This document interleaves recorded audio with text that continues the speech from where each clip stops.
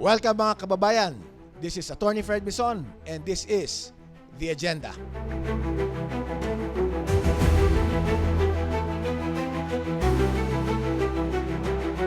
Ano ba talaga ang naging issue rito? Implement contractualization here is really absurd and ridiculous already.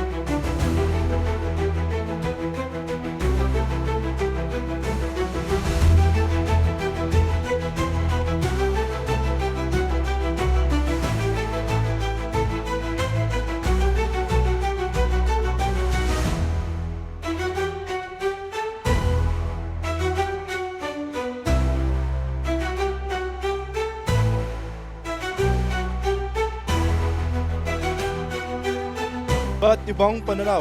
Isa ang agenda. This is Attorney Fred Bison and this is The Agenda. Okay, good morning everyone. We are here again at Club Filipino for another episode of The Agenda, brought to you by Impact Publishing in cooperation with Everything for Good Consulting Incorporated. Our topic for today is political intramurals for 2025 elections. The midterm elections in the Philippines present a critical moment for the political landscape with key power players vying for control and influence. Central to this electoral contest is the disintegration of the Marcos-Duterte alliance, a dominant force in the 2022 elections, now on opposite sides in what is shaping up to be a high-stakes political battle.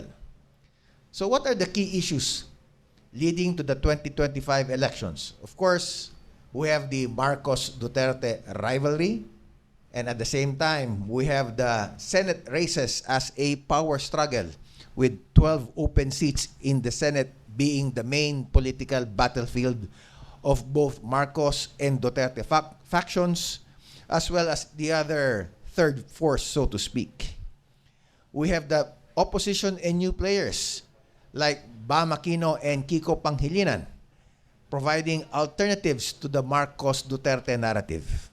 And of course, we have the Bangsamoro Autonomous Region elections, which is the first parliamentary elections in the Bangsamoro region. This will test the durability of the peace agreements and the effectiveness of the BARM governance structure. For today, we have our guest as a resource person, Professor Ronald Llamas, former Cabinet Secretary, and my good friend. Magandang umaga po sa inyo, sir. Magandang umaga rin, Fred. It's great to be here. After nung inimbita mo ako several months ago, no, na hindi naman available. Maraming salamat po at nandito tayo, kasama-sama. Ito si Fred, kasama ko to sa Aquino government dati. No? Kami yung mga gigilid-gilid lang. I was really tempted, sir, to make a formal introduction of what you've done. But I think you're already a regular face in social media circles especially. But let me just say that when it comes to Philippine politics, political party dynamics, and governance, Sec Llamas is the authority. Okay? Sir, tatanungin na kita diretso.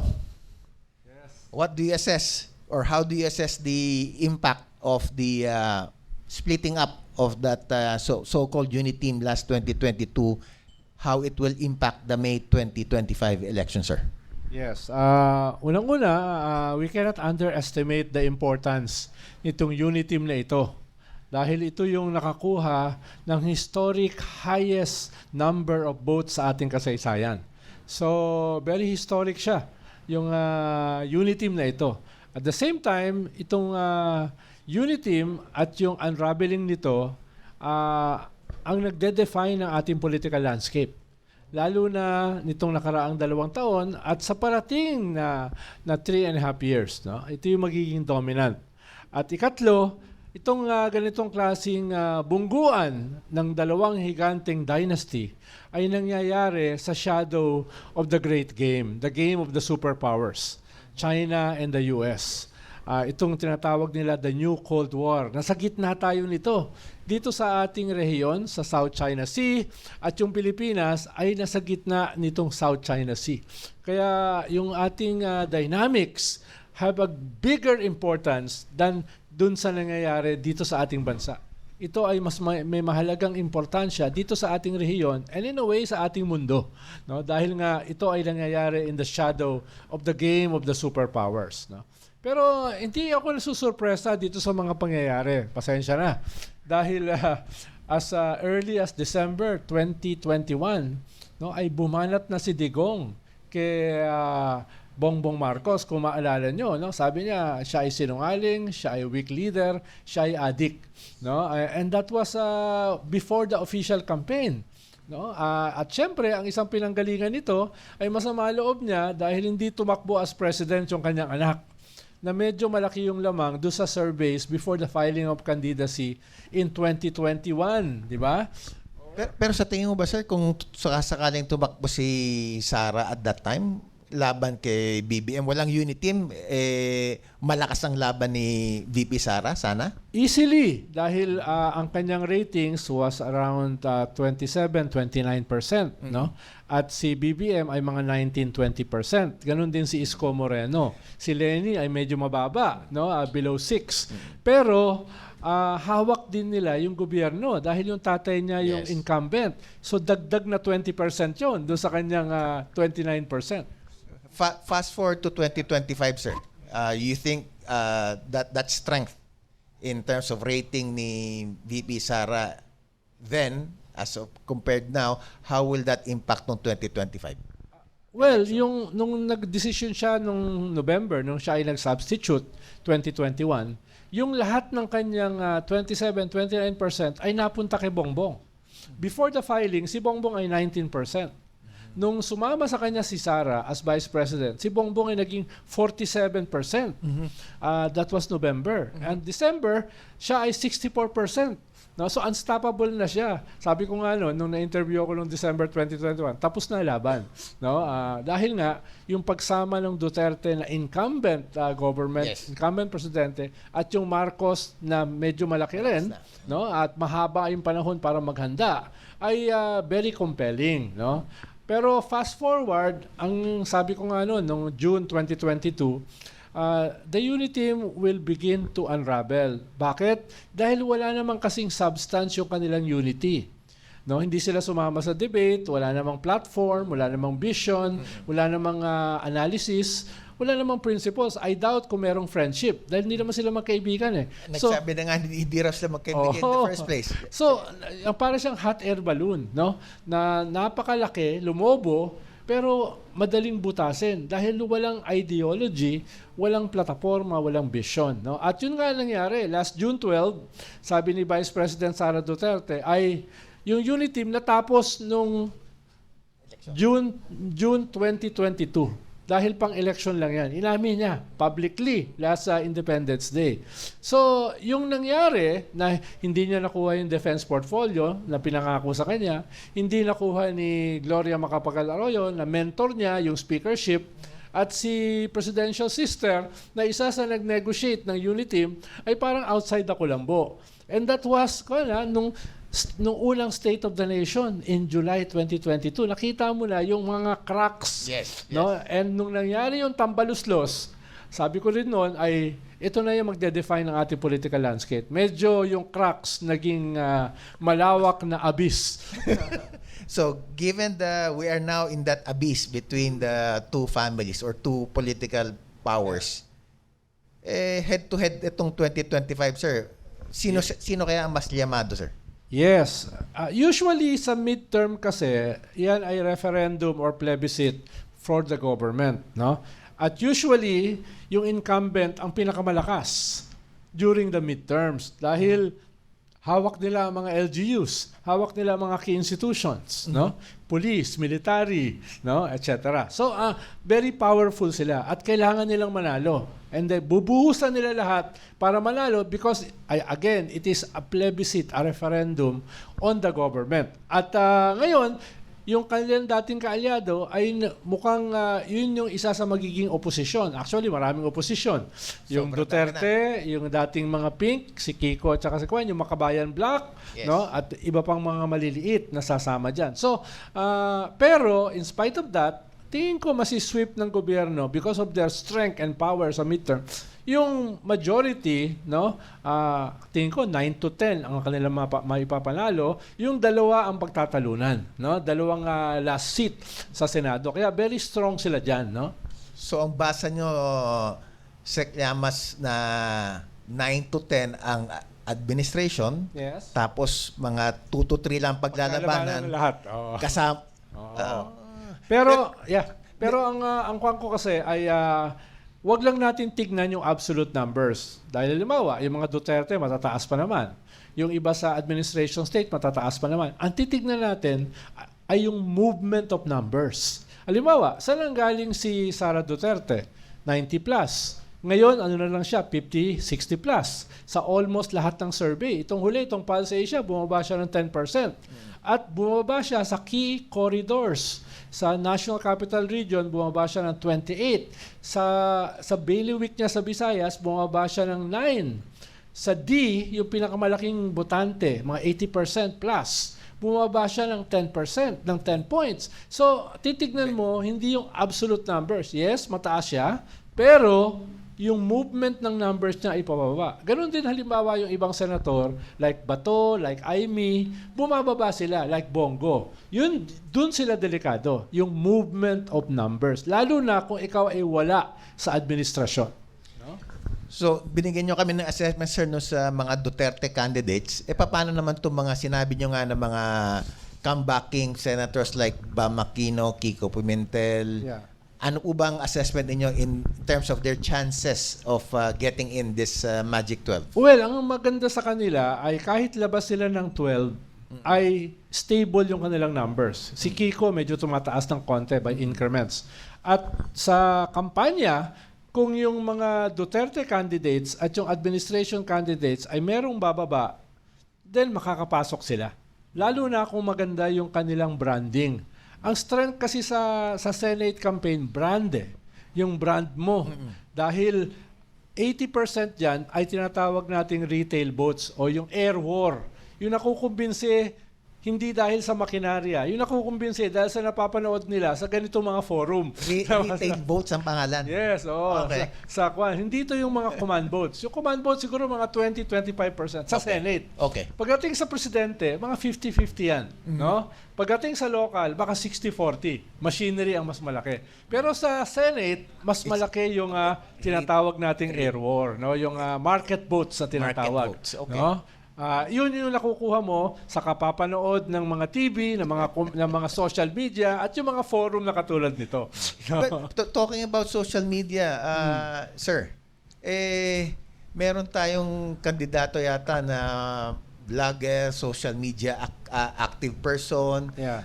Yung mga bagong muka, ika nga, Yes. meron tayong nakitang Mr. Gamboa. Of Yes. course, Doc Willie Ong is something Yeah. new to the Senate, if ever. Yes. Tapos nandoon din po si Wilbert Lee. Ano po basta niyo, sir, doon sa mga bagong muka na papasok sa Senado? Well, ito yung first time na langahas ang mga influencers at saka mga vloggers na sumama dito sa politika natin. No?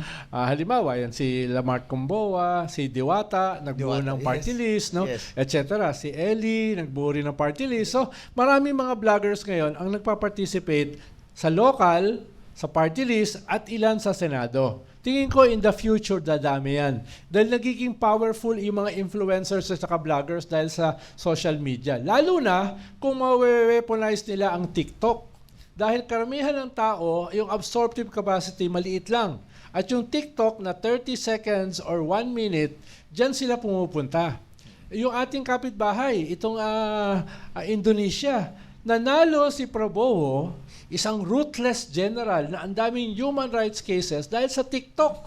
No? Yung matigas na general na palambot ng TikTok, may hawak na pusa. Para siyang grandfatherly. No? So, ang daming mga nagagawa ng TikTok. Pwede mo i-weaponize pwede mo rin gawing positive campaign. At yun yung bagong elemento dito sa ating eleksyon. I doubt kung itong mga vloggers at influencers ay magkakaroon ng major success. Pero yan yung first time na sila na-realize nila meron silang power. Pwede kami mag-participate, no? At yan ay magsisimula papunta ng 2028. So, filing candidacies Oo. is one thing, but actually winning is another. another. Pero parang sa tingin niyo, sir, medyo malayo pa yan in the future. Well, ang mahalaga kasi dyan, magmarka ka eh. Halimbawa, si Senator Risa Hontiveros, naging isang oposisyon sa Senado. Natalo siya twice. Bago siya nanalo twice. Ibig sabihin, nagmarka ka muna. I-disrupt mo. No? Halimbawa, mga tulpo. No? Walang makinarya, walang partido, walang resources. Pero nagna-number 1 sa party list, nagna-number 1 sa Senado, nagna-number 2. Saan ka nakakita? Dalawang tulpo. Number 1 tsaka number 2 sa survey, tapos yung isa nakapasok na. Kung sakali, malamang, may 3 tulpo magkakapatid sa Senado, first time na mangyayari sa kasaysayan. Pero ano yung kanilang katangian? Disruptor. Parang si Miriam noong 92. Walang makinarya, walang partido, walang resources, pero na-disrupt yung landscape. In a way, ganun din si Erap. Bagamat si Erap, matagal ng mayor, matagal ng senador, matagal ng vice president, pero disruptor siya. Wala siyang partido, yung Partido ng Masang Pilipino, ano ba yun? No? Kabubuo lang noon. Parang si Digong nung 2016. Yung PDP laban niya, walang laman yun. Halos dead party na yun, pero nanalo niya dahil disruptor. So are you saying, sir, that it is more important to be branded or to be perceived as a disruptor or yung magandang family name? Pareho. No? Yung family name, kaya pag titignan mo rito, these are old names. No? Actually, sa ating constitution, sa ating fundamental law of the land, bawal yan. No? Pero dahil for the past 37-38 years, walang naging implementing law, dahil yung gagawa ng law ay mga dynasties and warlords din. So, hindi na-implement yung ating constitutional mandate against dynasties. Sabi nga ni Cardinal Sin noon, bago siya namatay, we were able to kick si Alibaba out of the country, but the 40 thieves remain.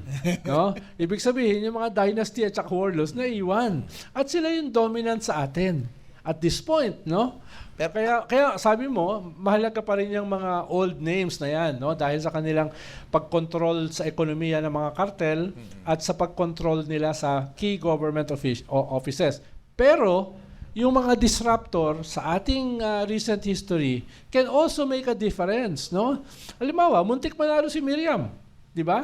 Yung antics lang niya, yung personality lang niya, ang nag-leapfrog sa kanya from a judge to a presidential contender. Ganon din si Erap, ganon din si Digong. In a way, ganon din si Pinoy. Dahil wala naman si Pinoy sa landscape eh. Nung namatay lang yung nanay, doon sumulpot, doon siya nanalo. So, ibig sabihin, pwede yung ganyang klaseng disruptions. Lalo na kung i-organize mo ng maigi. Dahil ang mga botante sa panahon ng social media, tinitignan yan, no? Sino ba yung mamarka? Sino yung ipapatulpo mo? Di ba? Yun lang ang ipatulpo mo. Pero bawat kanto, naging brand name. Di ba? Naging household brand. Yes, no? yes. So, ibig sabihin, yun sinasabi kong power ng branding, power ng disruption. No? Kung kaya ni Fred yun, no? Pwede rin tong senador, no? Oo, dahil maganda rin yung kasaysayan nito eh, no? Pero kailangan mo maging disruptor, no? Tawag ko diyan, nagtataob ng lamesa. Pag tinaob mo yung lamesa, mapapansin ka eh, no? Tapos pag napansin ka na, tsaka mo sabihin yung plataforma mo. Tsaka mo sabihin yung iyong substance. Get their attention Pero first. get their attention first, no? Sir, going back to political dynasties, do you think this will be a thing that will stay with us for a long time, or there will come a time? And Yes. If yes, when and what will that be? Yes and no. No? Yes, napaka-dominant niyan sa ating kultura, napaka-dominant niyan sa ating economic system, cartels, no? Napaka-dominant niyan sa ating political system, rent-seeking politicians, no? Warlords, dynasties, napaka-dominant. Parang wala nang pag-asa. Pero once in a while, nakakakita ka ng mga sumusulpot na alternative. Like Mayor Vico Soto sa Pasig, si Mayor Magalong sa Baguio, di ba? Si Governor Kakabag-Ao sa Dinagat, etc., etc. May mga ang tawag ko diyan patches of green in a desert. May mga sumusulpot. Si Risa Hontiveros, no? Sa Senado. Ngayon, maganda naman ang performance niya, no? Siya yung, kung hindi dahil sa kanyang Senate hearings, hindi na discover si Alice Goo, no? Hiding in plain sight, no? Hindi na tugis si Kibuloy, no? Na ang dami pa lang mga inaabuso ng mga batang babae, no? Et cetera. So, yan yung mga sinasabi kong mga disruptors, no? Bagaman magdo-dominate pa rin yan, ay may mga possibilities, may mga chances, no? At ikatlo, yung ating kalagayan. Ito yung magde-define. Nasa 11th hour tayo ng ating kasaysayan. Ilan ang utang natin ngayon? More than 15 trillion. More than 1 trillion a year ang ating inuutang. Nung nag-assume si Digong, noong 2016, ang ating utang ay 5.8 trillion. Pero, yung utang na yan ay 36 years. No? In 6 years, more than double dyan. Naging 13 trillion. At ngayon, 50 na. Ibig sabihin, every year, nangungutang ang gobyerno ng 1 trillion. Yan yung ipapamana natin sa susunod na henerasyon. Sabi ng ating gobyerno, tayo ang fastest growing economy sa region. Yes, pero nalampasan na tayo ng Vietnam. No? Ibig sabihin, yung Vietnam, hindi yung bilis ng economy ang batayan. Yung substance ng economy, education, welfare, no? Manufacturing, no? Agriculture, yan yung umunlad sa kanila kahit hindi natin kataas. At ngayon, nalampasan na tayo. There was a time, ng 1950s, 1960s, tayo ang number 1 sa Southeast Asia. We are only second to Japan in terms of education, infrastructure, economy, etc. Ngayon, number 6. At kung hindi tayo mag-aayos, in 3 years, lalampasan tayo ng Cambodia. So magiging number 7 tayo. Lamang na lang tayo sa Laos. Laos na laos talaga tayo, no? So, yan yung mga mamanahin natin, no? Tapos, dagdag pa dyan, ay tayo ang isa sa dito sa rehiyon, tayo ang pinakamataas ang Gini coefficient. Anong ibig sabihin nito? Inequality. Yung level ng inequality sa Pilipinas ay kasing level ng Rwanda, ng Congo, no? Sa Africa. Yun ang kasing level natin. Imagine mo nagkaroon ng genocide sa Rwanda, tapos nalampasan na tayo in terms of equality, no? Last pandemic, buong bansa natin bumagsak ang kabuhayan. Tayo bumagsak ang kabuhayan. Pero ang ating mga oligarchs ay tumaas ang kita during a pandemic. Ibig sabihin, pag tumaangat yung ating ekonomiya, tayo ay bumababa. Pero yung iilan, tumataas lalo. Kailangan nating ayusin yan. Yan yung mga kailangan nating ayusin. Ngayon, kung hindi, yan ang mamanahin ng ating mga anak at magiging anak nila. At panghuli, nangyayari lahat yan na merong foreign aggressor sa ating teritoryo na hindi nangyari since World War II, na hindi nangyari for the past 80 years. Meron tayong foreign invader, wag natin kalimutan, sa ating West Philippine Sea. At kung hindi tayo mag-aayos, paano didepensahan ng ating mga mamamayan ang ating bansa? Bakit nila didepensahan kung sila ay walang pagkain sa lamesa? Kung wala silang pampagamot sa kanilang mga anak. So, kailangan nating ayusin yan para epektibo nating malabanan itong mga foreign aggressors. Balik ko lang, sir, doon sa inclusivity. Na maganda sana, there are economic indicators that we are progressing as a country. Pero sabi nyo nga, sir, that gaping inequality. Ano kaya magandang solusyon dyan, sir? And then, given that there are certain oligarchs and political families ruling over certain areas, anong magandang solusyon dyan, sir? Well, una, hindi lang mga agitator na katulad ko nagsasabi niyan, no? Last State of the Nation, huwag niyong kalimutan, anong sabi ni Presidente Bongbong? Napakabilis ng ating economy, the fastest, pero hindi nararamdaman ng mamamayan. Galing na yan mismo kay Bongbong. Galing na yan sa Presidente, no? Yung aking sinasabi, no? Kaya nararamdaman niya, alam niya eh. Dahil patuloy na bumababa yung approval rating ng ating government officials dahil nga yung gut level issues hindi natutugunan, no? Hindi yan rocket science matagal na nating alam ang problema, so alam natin ang solusyon. No? Yung problema sa ating ekonomiya ay dahil sa problema natin sa politika. Yung centralization of power in a few rent-seeking dynasties, warlords, traditional politicians. No? Implement lang natin yung anti-dynasty law, ang laking factor na niyan. Sa 1987 Constitution, yan yung pinakamahalagang provision, anti-dynasty. Pero after 38 years, hindi pa na-implement. So isa yan sa mga solusyon. Yung sinasabi ni President Bongbong nung second at saka third SONA niya, bubuwagin ang mga kartel. Ipapakulong ang mga hoarders at saka mga smugglers. Dahil yung ating ekonomiya, sila nagpapatakbo. Di ba? Implement lang yan. Ang problema, wala pa ako nakikita nakukulong. Ikaw ba, Fred? May nakita ka na. So, ibig sabihin, yung sinabing problema ng presidente nung last year at this year ay nagpapatuloy. Pero ibig sabihin, alam natin ang problema, alam natin ang solusyon.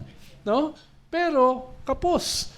No? Kaya yun yung sinasabi ko na yung hindi ito bago. No? Ang kailangan ay implementation. Tinanggal ang pork barrel several years ago. Tapos, anong ipinalit? Lump sum. No? Anong pinalit? Flood control. No? Anong mga pinalit? No? Itong unprogrammed funds na ngayon ay 800 billion. Pati PhilHealth, tinanggalan ng 90 billion. So, ayusin naman natin. No? Yung mga mayayaman, yung mga makapangyarihan, konting bawas lang sa inyong kayamanan. Konting bawas lang sa inyong kapangyarihan. Konting dagdag lang in terms of competence and efficiency. Malaki na yung magagawa natin. Pero matanong kita, sir, bakit? Ano bang masama, sir, na asawa kong tatakbo, anak kong tatakbo, apo ko, pinsan ko, sa isang bilang konsihal, kongreso, vice mayor? Ano po bang masama, sir, kung isang pamilya kami? Mahuhusay naman kami, sir. Yes. Yun yung tinatawag nating patronage politics, no? Hindi usapin na mahuhusay eh. In the first place, sino susukat ng kahusayan nyo? Kung kayo lang ang yumayaman, kung kayo lang ang lumalakas, no? Halimbawa sa ibang bansa, punta ka sa Europe, Canada, no? Walang anti-dynasty law, no? Bakit? Dahil meron silang decency, no? Decente. Ibig sabihin, ikaw na mismo may hiya. No, kung ang kamag-anak mo ang tatakbo, 'di ba? Ikaw na mismo may hiya. Sa atin, meron ng anti-dynasty provision ng konstitusyon, hindi pa tayo nahihiya. Hindi ko sinasabing walang hiya, baka may MTRCB tayo. Sinasabi ko lang, sa ibang bansa, hindi kinakailangan ng ganung mga batas. Bakit? Sila na mismo nagre-regulate ng kanilang sarili. Nakakahiya na mangyari yan. Sa atin, merong batas, pero hindi na-implement. Bakit? Dahil hindi tayo nahihiya, no? Halimbawa, yung mga term limits, sa kanila walang term limits eh. Bakit? Dahil sila na mismo may hiya eh, no? Kung sila ay forever nasa posisyon, no? Yun yung ibig sabihin ng competence. Yun ang ibig sabihin ng efficiency. Yun ang ibig sabihin ng decency. So, isa sa solusyon sa ating problema, magkaroon naman tayo ng mga dissenting mga leader, dissenting mga politiko. At sana, iboto naman natin sila. Sir, we have a question from media. We'll open the floor right away, given your time constraints for today's program. Sige, please, sir. Sir, nasa Forte sa MHA, Balita ng Bansa. Ano pong magiging komento nyo regarding doon sa political dynasty? Kaka-file lang po ng pamilya ni former Governor Vilma Santos. Well, ngayon kasi, sabi ko nga, dahil kulang sa decency, yung ganyan mga bagay ay hindi itinatago o kinakahiya, pinagmamalaki pa, 'di ba? Parang mga politiko natin, no? Pag nahuli mong nagnanakaw, no? Proud pa siya. Parang medalya, no? Kailangan yung mamamayan ay sabihin sa mga politiko na 'yan, tama na, no? Tama na. Dapat itigil na natin yung patronage. At yung patronage ang sisimula sa dynasties. Dahil siyempre, poprotektahan mo yung kamag-anak mo, poprotektahan mo yung asawa mo, poprotektahan mo yung anak mo, at tutulungan mo sila na umunlad. Paano naman yung iba? No? So, ako ay negatibo ang tingin ko diyan, no? Sa ating batas, may karapatan sila dahil wala nga tayong anti-dynasty law. Kahit meron tayong anti-dynasty provision sa ating konstitusyon. Ano bang mas mahalaga? Di ba yung konstitusyon? Ba't walang sumusunod sa ating konstitusyon? Ikahiya naman natin yung ginagawa natin, di ba? Yun yung, siguro medyo malaking hingin sa ating mga politiko yon, no? Pero ang sinasabi ko nga kanina, we are in the 11th hour of our history. Magkakagulo tayo kung hindi natin aayusin yan. If not today, tomorrow. At sinong mamana niyan? Mga 2 years ago, may mga 5-6 years ago, kinausap ako ng isang Chinese ambassador. Sabi niya, Secretary, may problema kami sa China eh. Bumababa ang aming populasyon, aming demographics. Bakit? Yung mga babae namin, dahil naging edukada, naging economically prosperous, marami ayaw na mag-asawa. Marami ayaw na mag-anak. Pwede ba kayo mag-import ng mga Pilipina sa China para maging asawa ng aming mga lalaki? Mababait yung aming lalaki. Ibig sabihin, ang tingin sa atin ng ating kapitbahay, pambulog. No? Pambulog para lumaki ang kanilang populasyon. Diba? So, may problema tayo sa utang, may problema tayo sa kaunlaran, may problema tayo sa inequality. Pero ano yung isang hiding in plain sight na problema natin? No? Tayo mismo ay nawawala na ng ating sariling halaga na pwede na tayo maging pambulog ng ibang bansa.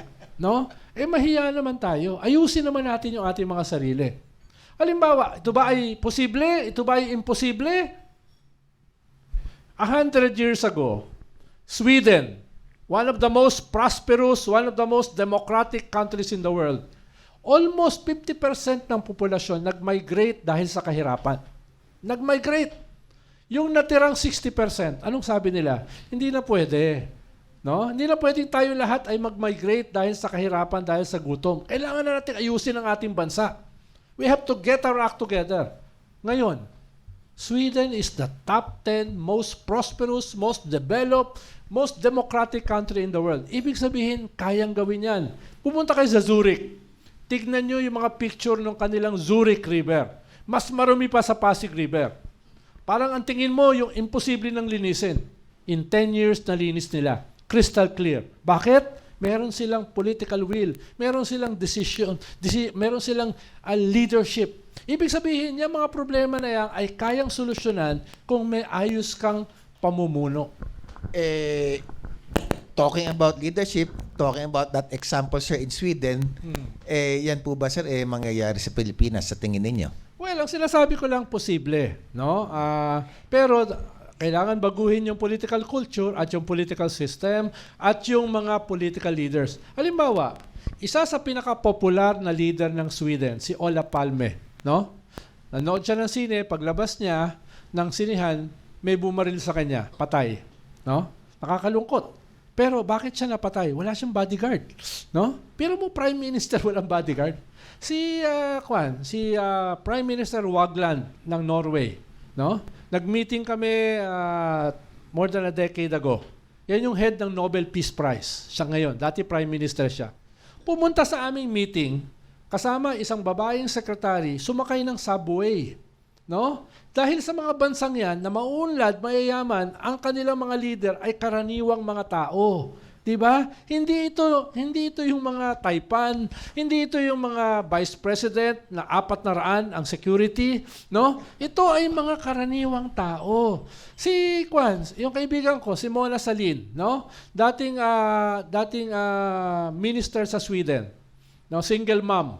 Umuwi siya yung hinahandang prime minister, head ng Sweden. No, isang gabi, galing siya sa trabaho, nag-overtime siya, umuwi siya. Kailangan niyang bumili ng pasalubong sa kanyang anak na babae. No? Anong ginawa niya? Pumunta siya sa isang store on the way home. Tapos, dahil wala siyang, naiwan niya yung kanyang credit card, ginamit niya yung kanyang public credit card. Meron ka kasi public credit card para sa mga official function. Bumili siya ng €1 na chocolate candy. no, using the public credit card. Ano nangyari? Tanggal siya. No? Tanggal siya sa posisyon at hindi na siya naging Prime Minister ng Sweden. Dahil sa kanila, napakahalaga. Kahit €1, that is corruption. No? Sa Pilipinas, pag maliit ang ninakaw mo, wala kang kwenta. Dapat kung magnanakaw ka, malaki. No? Yan yung problema. Sir, I think meron pa isang question. Hi, Roy. Long time no see. Dahil ayaw na ho natin ng masama at ayaw na rin natin ng katiliman at dahil namamayagpat yung mga trapo kahit sa administrasyon at saka sa oposisyon, paano ho tayo makakahanap at paano ho natin ipapanalo ang mga tunay na alternative? Well, siyempre, we have to start with ourselves. Dahil tayo bumoboto sa kanila. No? Kagabi, nandun ako, kahapon, may episode ako kay Ina Andulong sa Canada. Ang topic, OFW. OFW natin ay 8 to 15 million people. No? Yan yung biggest dollar earner natin. No? 8.5% ng ating gross domestic product nanggagaling sa kanilang remittance. 7.7% ng ating gross national product, gross national income sa kanila nanggagaling. Sila ang nagpa-pump prime ng ating ekonomiya na basically consumption based, no? Pero ang bumoboto sa kanila ay 1 million lang. Ibig sabihin a small percentage. Kung sila ay boboto at least 50%, they can define, they can elect, no? Lalo na kung dikit ang laban, sa susunod na mga presidente, senador, etc. Mga OFW. Pero ang kanilang value ay sa kanilang mga kamag-anak at kaibigan. That yung kanilang kamag-anak at kaibigan ay halos kalahati ng mga botante. No? Nanalo si Digong nung 2016 dahil sa mga OFW. Naniwala sila na tatapusin ni Digong ang kriminalidad in 3 to 6 months. No? Yun yung dahilan nila. No? Baka natuto na rin sila. Huwag tayong basta-basta magpapabudol. Pero ang sinasabi ko, ito yung block ng ating botante which can make a difference with their families. At ito yung mga nakakita ng bagong sistema na mas epektibo, mas less corrupt, no, kesa sa atin. Ibig sabihin, pwede nilang gamitin yan as a term of reference para sa kanilang mga kasama na OFW at sa kanilang mga kamag-anak na 50% ng botante na hamanap kayo ng mga politiko na medyo ito naman ang term of reference. Social welfare, social protection, anti-corruption, civil liberties, no, etc. Kaya kung mamumulat sila dyan, no? Siyempre, kailangan mabudol ka muna bago ka mamulat. No? Kung mamumulat sila dyan, they can be a significant modernizing force sa ating lipunan. One more, sir, for... okay ba? Okay. Morning. Morning po. Morning, attorney. Nice to see you. Hindi ako attorney. Drop out ako eh. Hindi ako graduate. Attorney. Hindi ako graduate. Nagpapanggap lang. Drop out ka from this UST, drop out. criminal system. Criminal justice. But you know, it's really almost a myth or a dream of the political dynasty finally being abolished. Kasi alam naman po natin, magpapasa ng batas na i-abolish ang political dynasty as per mandate by the Constitution are those sitting in Congress. Mga dynasty rin. Leading and promoting political dynasties in our country. Pero hindi po ba nasa presidente rin yun? Pag sinabi ng presidente na urgent bill ito na kailangan gampanan ng mga kapanalig. Ayan, kapanalig na lang, okay naman yung tawag. Kapanalig ko sa Senado at sa Kongreso. Di ba magaganap yun, attorney? May pag-asa mga gano'n. Hindi nga pala, attorney. Yes, political will, leadership, at saka strength. Yung combination na yan ay kaya. Dahil sa ating political system, napakalakas ng presidente. No? Kung gagamitin niya yung lakas na yan, no, kaya niyang durugin ang mga kartel. Kaya niyang durugin ang mga warlords. No, yung mga warlords, ang security niyan, mga pulis din tsaka military. Alam ni Fred yan eh. No? Lalo na sa Mindanao. No? So, tatanggalin mo lang yan, vulnerable na yung mga yan. No? Kaya, sa atin din magsisimula eh. Parang bibingka yan eh. Sa atin, sa ilalim, kailangan magsimula yung pagbabago. Pero yung taas, kailangan tumulong.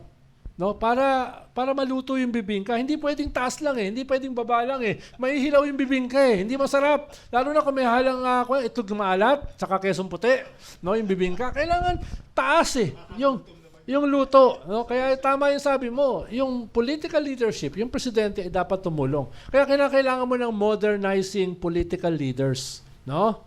At sana magkaroon din tayo ng mga modernizing economic elites. Yun yung kulang sa atin eh. Yung ating elites, mga carpetbaggers eh. Mga kwanto eh. No, quick money. No, yun ang gusto nila. Hindi yung titignan nila for the next 30 years. Tutulong ako para mapaunlad ang bansa ko para mawala ang political instability. Diba? Para mawala yung cycle ng mga away. No? Para maging stable. At in the long term, kikita pa rin ako. Dahil stable eh. Diba? Yan yung nangyari sa Europe. Yan yung nangyari sa North America. Nagkaroon ng social pact. Yung mga tao, yung mga union, yung mga kooperatiba with the elites. No? Bawasan nyo naman yung kita nyo, ibigay nyo sa amin. Kami naman, i-improve namin yung productivity. At hindi kami manggugulo. Hindi kami magwewelga. Pero ayusin mo yung aming benepisyo. Ayusin mo yung aming sahod. No? So nagkaroon ng social pact sa lipunan at sila ngayon ang mauunlad na bansa. Di ba? Yun yung pwedeng gawin. Yun yung pwedeng gawin. How should the President be properly and sufficiently enlightened para maging, iniisip na siguro maging bahagi ng lalim ng legacy niya, yung ganyang pamumuna sa pagbuwag ng political dynasty? Well, ngayon kasi walang presidential advisor for political affairs. Bakante. Yung dati kong posisyon. No? Kaya 2 years na, bakante pa yan. At wala rin namang lumalabas na mga strategies. So baka kailangan niya mag-rely sa First Lady at saka sa Speaker, no? Para bigyan siya ng advice, no?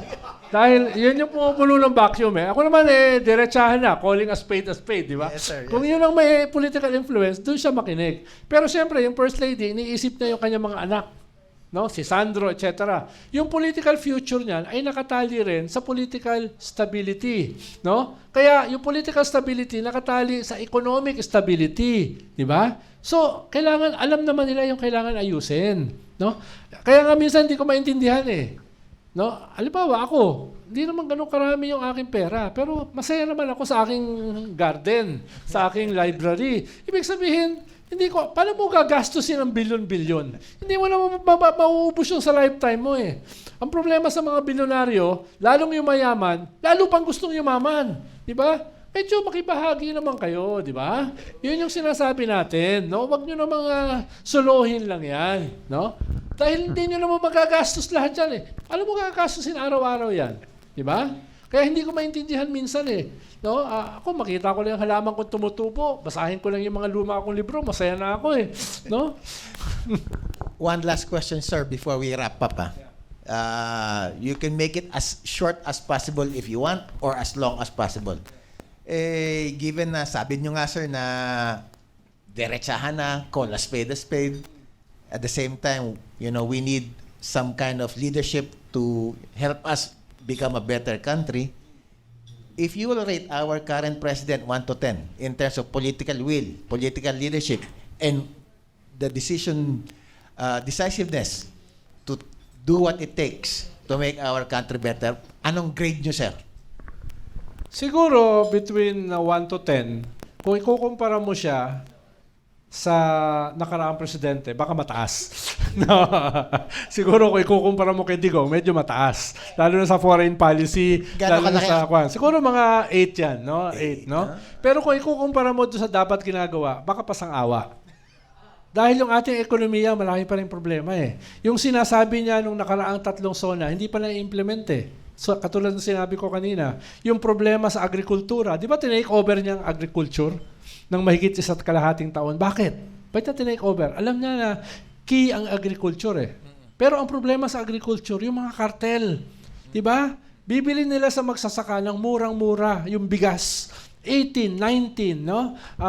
Pesos, no? Farm gate price. Tapos ibebenta nila sa consumer 60, 70 pesos. Sino kumikita? Mga cartel, no? Mga cartel. Yan yung mga sindikato. Yan yung mga apelyido, 2 syllables, no? Yan yung mga yon, no? Ibig sabihin, alam mo yung problema, kaya mong solusyonan. At sinabi niya yan sa second SONA. Dudurugin ko ang mga hoarders, ang mga smugglers, ang mga cartels. Maganda, tama. Pero hindi pa na-implement eh. Hanggat hindi na na-implement, pasang-awa siya. Diba? Pero ang taas ng grado niya sa foreign policy. Ang taas ng grado niya dito sa human rights. Ironically, di ba? Dahil ang daming pinapatay noong nakaraang gobyerno eh. No? Meron pa rin yan, pero dramatically napakalayo. So, depende. Apples and oranges eh. Iba yung mga measurement mo eh. No? Hindi lang yung general eh. Per topic. No, per grade, per subject yung grading mo, no? Ganun. Sa ekonomiya, medyo may problema. Foreign policy, medyo mataas, no? Dito sa human rights, medyo mataas. So, yun yung grado mo, no? Halimbawa, yung aming gobyerno namin ni Fred, nag-iwan kami ng 1 trillion in savings dun sa susunod na gobyerno. Dahil alam namin, mahirap yung magiging presidente ka, wala kang budget. Yung nakaraang gobyerno, walang iniwan, zero. No? Ang iniwan, utang. So malaki yung problema ng gobyerno dahil sa nakaraang gobyerno. Ang dami ng minarang mga corruption, ang dami ng minanang mga problema, no? Kaya hindi mo rin minsan masisi sa kanyang mga problema. Pero kailangan mo mag-scale up eh. Hindi ka pwedeng manisi na lang na manisi, di ba? Kailangan at a certain point sisihin mo na yung sarili mo. Anong ginawa mo sa ekonomiya? Bakit mo tinanggal yung 80, 90 billion sa PhilHealth? Eh yung mga poorest of the poor, ang nakikinabang sa PhilHealth 10% lang eh. So ibig sabihin, ang laki pa lang kulang. Bakit mo babawasan? No? Dahil sa iyong incompetence, sasabihin mo may savings, di ba? Yun yung mga problema na dapat ayusin kahapon. Hindi ngayon, hindi bukas, kahapon. At dun ka hahatulan eventually ng kasaysayan. Okay. Ang dami nun, sir, ha? Pasensya na. Si Fred, pinapainit ang ulo ko eh. No, but we appreciate your insights, your valuable analysis and assessment of our political landscape. Huwag kayong magsawa, sir, to accept our invite next time, Of sir. course. No? Right time tayo rito, 10 a.m. sa Club Filipino. Yes. Yung unang imbitasyon kasi hindi ako available dahil may prior schedule. Yung sumunod na imbitasyon, nagkamali ako ng oras. Pumunta ako last week dito, alas 12. Ay, problema, pag tumatanda na, senior na tayo. Eh, no? So, at buti kayo, tumama na. No? Third is the charm. No? And with that, that ends our episode for today. Maraming salamat. Maraming salamat at good morning. Thank you.